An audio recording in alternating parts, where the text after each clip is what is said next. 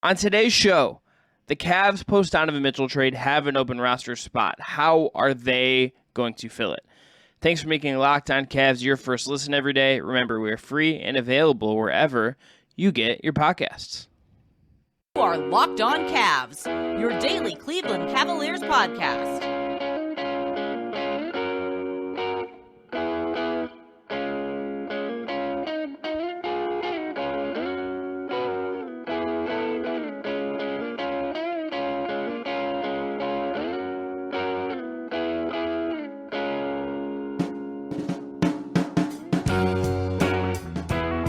All right, the music you heard on the way in, at least on all forms, is from our friends at Astro Radio. Check them out on Apple Music or Spotify.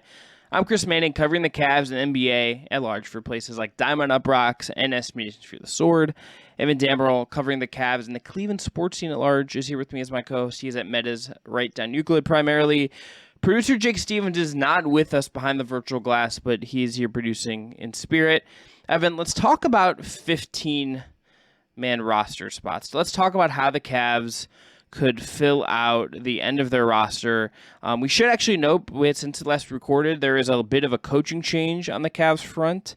Mike Garrity is moving from the Cavs staff to the head coach of the Cleveland Charge. Dan Giroux, who was the Charge coach last year, was previously on the Cavs coaching staff, is going back up to the NBA. A little bit of shuffle there. Garrity is very heavy into player development. That has been his specialty since he's joined the NBA, joined the Cavs 9 years ago. So that is that. Not a ton to me, Evan, to say about that, other than I think Dan was well liked at the Charge level. I think it's telling that he's back with the Cavs. This makes a ton of sense for what Garrity does, and I think says maybe a little bit about what the Cavs might be trying to do with their G League program. So I kind of did a question asking about this, and this makes a lot of sense just because Mike Garrity got that experience in Vegas coaching the summertime Cavs, and like Chris mentioned, his MO is player development. The Cavs are kind of utilizing the Charge as a coaching development program too, where some of their assistants on bigger staff's bench or hopefully just within the organization themselves can get some proper experience coaching a team, actually doing a lot of the stuff that's asked of a head coach, and then either they stick or they go back up to the main club or they move on to other things, because the Charge do have a history of producing some pretty high quality assistants like Alex Jensen and Jordi Fernandez are the first two names that come to mind. And yeah, I think it's a smart way to go about it. And I'm interested to see what Garrity does, especially now that Isaiah Mobley's down there, because I think he's going to be a fun player development piece for the Cavs who could kind of slot into what we're talking about today, is that 15th roster spot in one day. Also note from that pipeline, you have Cavs assistant Nate Reinking, who is the Charge assistant coach, or head coach, for several years, took over for the aforementioned Jordi Fernandez. He's also the head coach of the Great Britain basketball team. Okay, 15th man roster spot. The Cavs have an open spot, and I think where we should start with this, I think it's that there are two things I feel about what you're looking for. I think number one, you're looking for a 3 or 4 type to provide depth at that spot. Secondly, I think the 15-man roster spot and what you do at 13, 14, 15, in the Cavs case, we're really just 15 now, is a little bit telling, because I think all-in teams, let's say like the 2016 second-era LeBron-era Cavs, they go all in on veterans. Rebuilding teams will try to stockpile as many young players as they can to get them in-house, develop them, see if there's something there. The Cavs this summer have skewed towards veterans. Robin Lopez, Howell Neto, Ricky Rubio are their free agency acquisitions. The Donovan Mitchell trade, obviously, I think raises expectations, makes you want to look for depth that could contribute now to maximize having Donovan Mitchell on your basketball team. I'm curious to see how they will, if they do, and that's, I think, something we're going to do as well. Do they actually fill this roster spot? Do they actually do it? But I think to start with the veteran options, if you're going to go that way, some of the names I have on the sheet as we look at this: Carmelo, who might be headed to Boston post the Danilo Gallinari injury, Jabari Parker, Solomon Hill, Jake Layman. There's not like a ton of options in any of these segments that I'm like, you're thrilled about, I don't think, but that's obviously the nature of being a 15-man roster spot.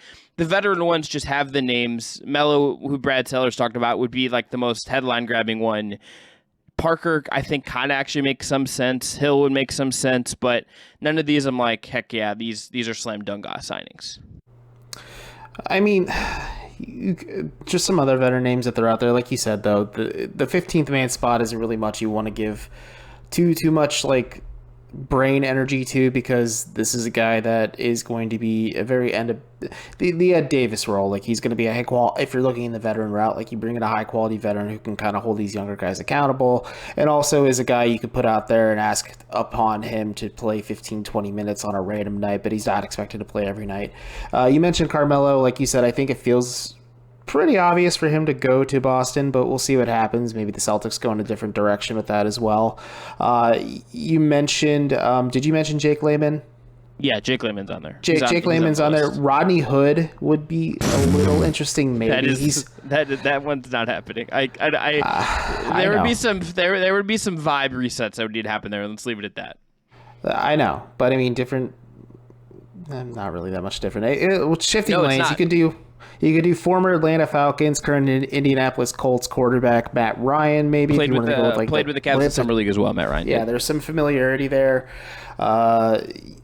Eric Pascal could be an option too. I think Markieff Morris, if you really just want to go all the way into like a veteran who could play, could not play, maybe he's a bigger wingy type that could fit with this Cavs team, would be interesting. And if you go on the smaller side of things, I mean, there's Jeremy Lamb, you could sign Lou Williams if you want to get real weird with it. You could do Wayne Ellington if you wanted as well and bring him back to the Cavs, which would be kind of a weird reunion. Kent Bazemore, too, is always like a well-liked locker room guy. Like, there are veteran options. It's just at this point, we are 2 weeks away from training camp, and then the following day, because this will come out on Tuesday, we'll be 2 weeks away from a training camp. The Cavs really can't be like doing anything too dramatic at this point. I'm of the mentality they hold on to 14, but if they do need to fill the 15th spot, to quote you, Chris, can never have too many adults in the room. And I think bringing in another veteran, kind of like in that similar vein to Ed Davis, does make a lot of sense for this team. Yeah, I should just note for accuracy's sake here, Markieff signed with the Nets on September 7th. That deal is he has to make the team for the deal to be guaranteed. So, like, maybe he comes back available, but, like, I was looking at a Spo track, and they had him listed as a free agent, so my apologies. They were wrong. I think that the veteran name thing is, like, interesting if you want to just, like, fill spots. I get it. If you're looking to, like, provide, like, a backup for your threes and stuff, like, I get it. I don't, I don't know if any of them are like are guaranteed to like crack. Like, I don't know if you can look at any of them and say for sure that, like, let's say like Jabari Parker is going to like push the guys you have right now for minutes. I don't think that's the case. And I think you're also kind of specifically looking, like, you can maybe tell yourself you're looking for something specific and something kind of clear. I think Mobley in particular allows you to maybe look for a certain kind of 3-4 and cover for them defensively in some ways. I am curious. I don't know if like any of these options are necessarily like none of what is available, Layman, Carmel, like none of these options to me are like clear, perfect fits. And reality is like, this is just what free agency is now. This is what it is on September 12th. Yes, that's the reality of the situation. I think just also if you're a team like the Cavs, you might want to try to figure out what you have going on at the top than worrying about your 15th man spot necessarily. But in terms of just like if you're looking at a 3-4, like you said, Jabari Parker isn't going to come in and like push guys for minutes, but he could push players in camp. Like, he is a bigger body that is a wing that the Cavs can kind of do some interesting stuff with. There are health concerns. Of the names I mentioned, though, like Wayne Ellington would be interesting for me just because he is a shooter in theory, and he could provide you something of need that if you need to call upon him, like, hey, the Cavs are going through a bit of a dry spell, cottonmouth, if you will. I've been playing a lot of 2K this weekend, so if they need a little bit of touch of shooting, maybe they call on Wayne Ellington's number, and the Cavs keep 2 in circulation that way, which would just be all kinds of weird all the way around. Yeah, I'd be curious to see if they would, like, if they were actually going to fill, like, let's say the 15th spot, and if they would skew towards, like, a 2-shootery type as opposed to, like, a 3-4. Like, you could see the argument for it. I think regardless of where they are going to sign someone, I think part of the question has to be, like, if you're the Cavs coming to these guys, number one, like, I don't think you're viewed as either like a glamour market or / a title contender that you can just get guys to come in and sacrifice. and like just give up on getting minutes. Like that's just not. I think you're at the point where that's a selling feature as of yet. You haven't got there yet. Secondly, correct. Like I don't know if any of the guys can look then on the second. If that's not the case, you look at this and say, like, do you say like, okay, like, am I gonna necessarily be better than Lamar Stevens or Dean Wade, or like, am I gonna really push LeVert and Rubio and Mitchell for minutes at the 2 and the 3? Like it's so hard to find like a guy like that it exists right now to come in and just like fill minutes. And like this is where like we'll get into this. Like I think and you've said this, I think getting into the training camp, let's see if there's someone who really pops. Let's see if one of the guys that they have on 2 ways pops. They convert their deal in a Kobe Altman special kind of situation, right? Like there are ways you could approach that. After the break though, we're gonna hit on a couple. I'm gonna put this in parentheses, younger options, because one of them is not really younger. He's 27, but just for the sake of breaking up this podcast. Hey now. We're only Evan, a few years older than 27. We're young. I am old. I am just flat out old. We'll talk about those guys after the break, but first, going to tell everyone about our friends at BetOnline. BetOnline is your number one source for your pro and college football betting needs and all sports info this season. Find all of the latest football league developments, game matchup news, and podcasts, including every spread on a given weekend. BetOnline is also your continued source for all your sports wagering information, including live betting, esports, and scores. The fastest and easiest way to check in on all your favorite sports and events, including MLB, MMA, boxing, golf, and the NBA. Head to the website today or use your mobile device to learn more about the trends in action. For instance, Evan Mobley, heard of him, is plus 1,600 to Defensive Player of the Year. The Cavs over-under, meanwhile, is set at 46.5 after the Donovan Mitchell trade. BetOnline, where the game starts. All right, back here on Locked On Cavs, I'm Chris Manning. That is Evan Dammarell. Also want to tell you about the NBA top 50 most valuable player, Steph Curry, Kevin Durant, LeBron James, Giannis Antetokounmpo, the two-time MVP, Nikola Jokic, throwing him in here because he's being disrespected, not being in this ad copy. Which NBA player moves the betting line the most this season? Locked On and the BetOnline odds makers present the NBA top 50 most valuable players starting on September 19th. It's a little less than a week from today. Find it on Locked On NBA wherever you get your podcast and on YouTube. All right, so Evan, younger options. This is a pretty picked clean. Yeah.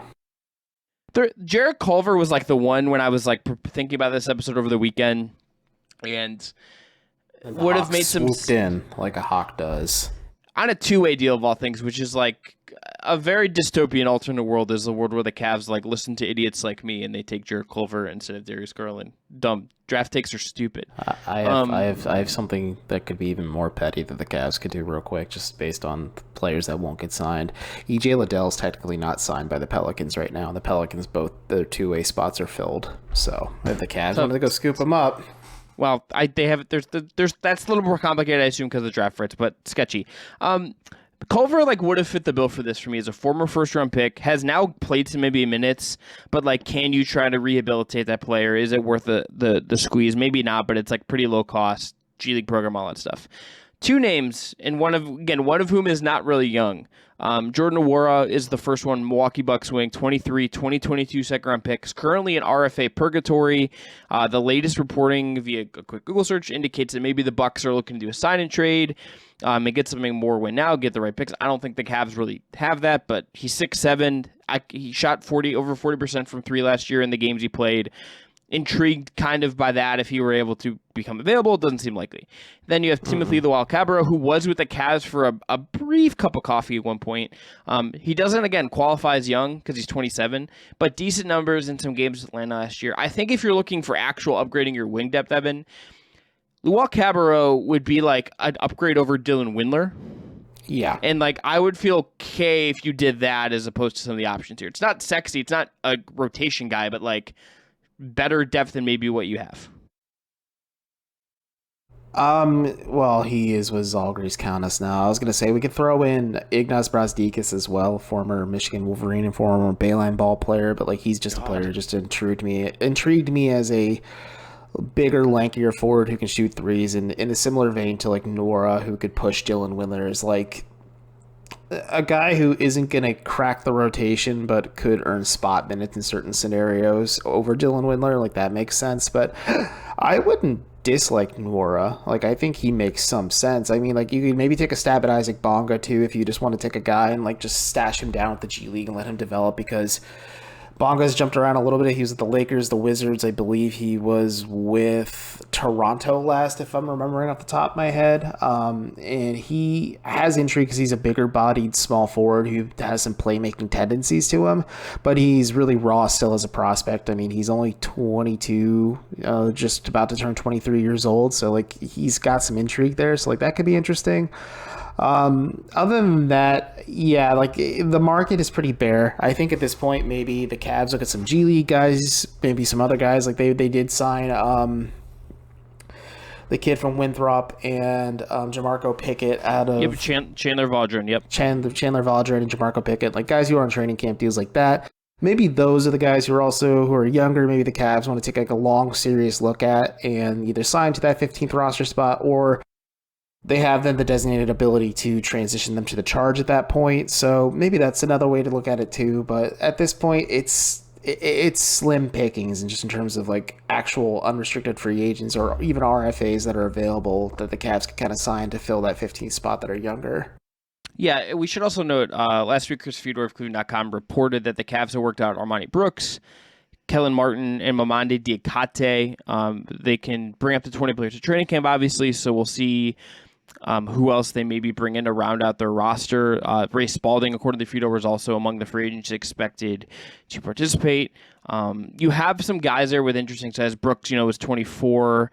Diakate went undrafted in 2020 after an impressive, 4-year run at Virginia. Like Martin's a 6'6" wing who played in Indiana for 2 years. So like these are not like the craziest names, but at least they are like you can see them looking at guys, and we should note, like they've done this before. This is how like Denzel Valentine ended up being a Cav. Like they did these workouts, and Denzel Valentine becomes a Cavalier based on those tryouts. We will see like if history repeats itself here. I kind of suspect maybe it's just like training camp stuff at this point, but it's at least kind of out there. Yeah. I mean, that's pretty much all it is. Like maybe they take another stab at Nick Stauskas too. Like they just bring him in the back of the rotation as well. Just some sauce. My man tore it up for the Rapid City Gold last year in the G League. So it's worth a shot. Bradikas is coming off like as being one of the best players for Lithuania at Eurobasket. So like anything is possible. That's true. I mean, if the Cavs really wanted to get, never mind. He's on a 2-way contract still with the Nets. I was gonna say David Duke Jr. could be an option too. Like he's interesting, but Spotrac is letting me down left and right today. But yeah, I don't know. I think the Cavs could do a lot of things, but again, I'm just going to maintain the stance that they're not going to be as hard pressed to figure out their 15th man spot. I think maybe they go into the regular season with a 3 rotation of, let's say, Okoro, Levert, Osman, Stevens, and Wade, and then they try to figure out the fit between Garland and Mitchell and just kind of make Mitchell transition into playing in an offense with the 4 mouths that need to really be fed versus just him and Gobert is kind of more of their pressing priorities right now. Yeah, let's go to last break. After the break, we're going to talk about internal options. So I think Isaiah Mobley, RJ Nembhard are the ones that really come to mind for there. And also why they maybe just keep this roster spot open as training camp and maybe the season opens. So we'll get to that right after this. All right. Last segment of Locked On Cavs, Chris Manning, Evan Dammarell with you. So Isaiah Mobley, let's start there. I think if he, and Nembhard as well, but I think if Mobley were to come in and look really good in preseason, look really good in camp, this would strike me as an opportunity to say, like, okay, we like this guy that we signed to a 2-way that we drafted. Roster-wise, the crunch was there in the summer. Harder to sign them to a real contract, just don't have the roster space. Now we do. Maybe one of these guys ends up getting like the Kobe Altman 4-year, not a ton of money, above the minimum, some non-guarantees in there, the Kobe Altman special contract. Maybe one of these guys has a good enough preseason where they end up kind of going that route. Yeah, I think that's certainly viable. And then you can make the argument for Isaiah Mobley. You could also make the argument for RJ Nembhard as well, who does kind of scratch an itch a little bit on the wing, at the wing spot. He's not a shooter whatsoever at this point, but Like you said, now that they've kind of cleared up the logjam a bit by trading 3 players for 1 and Donovan Mitchell, they have an open roster spot technically. And then at the same time, that also opens up a two-way spot for them as well, which then would allow them to maybe sign one of these guys who performs well in training camp. The Cavs can kind of keep them both in between the main club and the Charge, and then obviously spending most of their time with the Charge developing, but also can get some minutes up with the Cavs as well, just depending on the situation, if it's a blowout on either side of the ball. The Mobley option kind of intrigues me more just because when I think about what their kind of roster needs are going to be going forward, and like who I also just think who seems to be the better prospect. I think Mobley just has a little more upside as a prospect. I think you could have a need for backup center next season. Like Robin Lopez could move on. He could age out this year, whatever. You may have a need for like that backup center role next year. The wing option is just like, I think that is going to be the thing until they just fully solidify it. That like until they get an upgrade on the wing, or like Okoro develops or whatever it is, that really solves that issue for them. That is going to be the rotating thing that I think we're looking at there. And like and Nemhard like might end up being like, he might be like better than like Windler now, and just not on like didn't happen to get drafted, so like it just kind of puts him in a tricky situation. But like is it like a clear like he's a rotation wing now? Probably not. And like maybe, and like I also think for both of them, I kind of think both of them would really benefit from playing in the G League. Are we talking about Mobley and Nemhard? Yeah, I think both of them would like benefit from like getting time to actually play instead of being the 15th man. Like, and also if you're the Cavs, if there's ever a time to really prioritize development, to really like take the long view on some of these guys, and like hope you can turn it maybe one of them or both of them into guys a year from now. Now's the time to do it. Like this is year 1 of the Mitchell era. You have a little bit of time still to kind of tinker with this, I think. Yeah, you have a 3 to 4 year runway with Mitchell, depending on what he does in that heading into that last year with his player options. So we'll just say a 3-year runway right now. And like Chris said really well, that Robin Lopez could age out, and hopefully in that year that you have Robin Lopez as your primary backup 5, more so like you're playing Evan Mobley as your backup 5, and Kevin Love as well in those situations, and getting creative between Love, Allen, and Evan Mobley at that point. But you allow Isaiah Mobley to have the runway to develop with the Charge, actually get some serious minutes, learn with Mike Garrity, who already has experience coaching Mobley from the summer, so there's a little bit of familiarity there. So when things kick off in November for the Charge, is not a huge drop off, I guess. I mean, it's all the same system and schematics, just different terminology between the clubs. But at the same time, I agree with where you're looking at, which is with the Isaiah Mobley signing. But I'm also in the mentality that maybe you just keep that space open. What if something does happen? After the fact, when we had Merton Rickman on, when we first reacted to the Donovan Mitchell trade itself, like Merton was talking to us, like maybe the Cavs need to consolidate a few more pieces, or maybe they need to take Jetty's contract and maybe a couple other contracts to go swallow a bigger contract, or maybe 2 pieces or something like that. Like the Cavs could keep that space open, or that spot open rather, so they have the roster flexibility to maybe go make a move to go get a 3 if they feel like, hey, we really do have a lot of momentum after like off of last year, then on top of getting Donovan Mitchell, we don't want to really sacrifice it in terms of development and maybe just trying to figure out the 3 spot. Let's go maximize our potential now, and the Cavs can go make a trade. And I think they can do that by keeping a spot open and then just filling in the pieces from there. Because the 2-way spots, like it's a fluid scenario. Like I know there is a deadline to sign a player off their 2-way deal to a guaranteed contract or a partially guaranteed deal for the remainder of the year. But like the Cavs don't need to do it immediately, and maybe they keep the guys like Mobley, like Nemhard on the back burner on 2-way deals, and then if more spots open up, they sign them, then sign other guys to those 2-way deals. Yeah, so that's a good the 2-way the 15th roster spot being open, I think makes sense. Like it opens up a couple possibilities. Number one, it means you're not like paying salary to like that spot, and that's like they have money to do it. But if they were like ever gonna like not like spend that money, like keeps you under the tax. They have a like, little whatever. north of $2 million under the tax right now. Yeah. Yes, as we went over this last week, Evan. When I unfortunately had to tell you your math was wrong. It's okay. I've been wrong left and right lately. Just keep it coming. Just straight shooting both sides. The other thing is, like, I wonder if there's... I can't find it for LeVert, because that number is weird. But, like, LeVert plus Osman in a 2 for 3. Like maybe there's something there. You split up that money over 3 spots. Like these things get really complicated and like hard. But like I also just wonder if there's also just like the flexibility portion of like maybe like you're playing the buyout game. Like maybe you think you can play the buyout game this year. And like it could be a possibility. Like I don't know like who the buyout guys are and like why would they go to Cleveland over like maybe the Lakers end up being good or like the Nuggets or like some of these teams that are real contenders. Yeah. The 76ers, the Bucks, the Celtics, whomever. But, like, if you keep that spot open and someone becomes available for whatever reason, like, maybe this is just, like, a way to keep your eyes open. Like, and again, I think if they, like, loved someone or, like, had the inside track on someone they felt good about, maybe the spot is just, like, filled. And again, maybe someone is great in camp. Maybe Chandler Vaudrin, like, is just lights it on fire and they're like, gotta have Chandler Vaudrin, after he had that unfortunate ACL tear last year. Or, like, maybe Isaiah Mobley is really good, whatever. Maybe there's a trade still to come in some capacity. But as of right now, it's just like it just seems like this would be a flexibility play 2 weeks out from camp.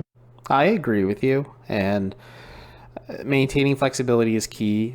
Trades, buyouts are a big thing. I maybe would keep an eye on what's going on in Washington. What if things aren't going great? Let's say Will Barton, either he doesn't get traded and gets bought out, like Will the Thrill would make some sense as like a 2-3 as a shooter wing off the bench for the Cavs. Maybe the Cavs can cobble pieces together to go trade for Kyle Kuzma and just really push things over the edge, as you smartly noted last year. Like Kuzma defensively, that's rough. But like offensively, the Cavs will be cooking with jet he was really good so. Defensively on that Lakers team. So yeah, but on the Wizards, but if you have Garland, Mitchell, and Kuzma at 1, 2, and 3 on the perimeter, Evan Mobley and Jared Allen are gonna need raises, and they're gonna have to get that Patrick Mahomes winner. They just get like a straight up percentage of the cap space, whatever it is at any given moment. So Evan Mobley might deserve that anyways. That's fair. That's very fair. But there's guys out there like I don't know. Maybe you buy low, like maybe because Denny Avia has been up and down. Maybe the Cavs are able to buy low on him and try and get him. Like they attach second rounders to Jetty Osman because the Wizards for some reason think they're going to be like a legitimate team this year. Like there's some interesting things the Cavs could do. This is just Washington's just the one team I'm looking at. Like maybe Charlotte as well. Maybe the Cavs try and go and grab Gordon Hayward and they really think that he could be the piece that pushes them over the edge. Financially, like that's messy, but that's not my problem at the end of the day. But like there are options for the Cavs out there. They just maybe need to wait and see how things go. And closer to the deadline, we circle back to this conversation and say like, okay, the Cavs still have an open roster spot, or maybe they filled it. Who knows? They could sign like Ed Davis again or something, just as a vibes guy in the locker room. Love a vibes guy. I mean, like, look, we are recording this on September 12th. They will have the Donovan Mitchell introductory press conference on Wednesday the 14th. Kobe Allman and JB Bickerstaff, in addition to Donovan Mitchell, will be speaking there.